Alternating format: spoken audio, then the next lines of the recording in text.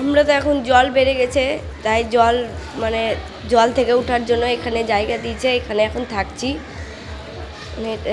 জল অনেক জল বেড়ে গেছে, আমাদের একটা স্থায়ী জায়গাটা করে দিলে না একটু ভালো হয়। কয়েক বছর আগে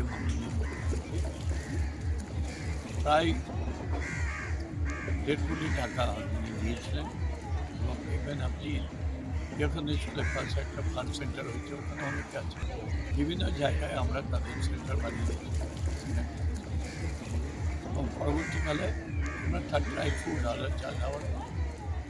মহানন্দা নদীর জল বাড়ছে, বস্তির কয়েকটা জায়গায় ডুবেছে, যেমন 21 নম্বর ওয়ার্ড, 13 নম্বর ওয়ার্ড, 12 নম্বর ওয়ার্ড, 9 নম্বর ওয়ার্ড, 8 নম্বর ওয়ার্ড।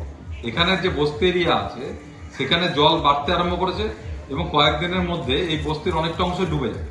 কিন্তু পৌরসভার কোনো ভূমিকা আমরা দেখতে পাচ্ছি না, ত্রিপাল না রিলিফ, কিছু ব্যবস্থা করা হচ্ছে না। একটা ফ্লাড সেন্টার আছে, কিন্তু সেটার কি কার্যকারিতা আমরা কিন্তু বুঝতে পারছি না।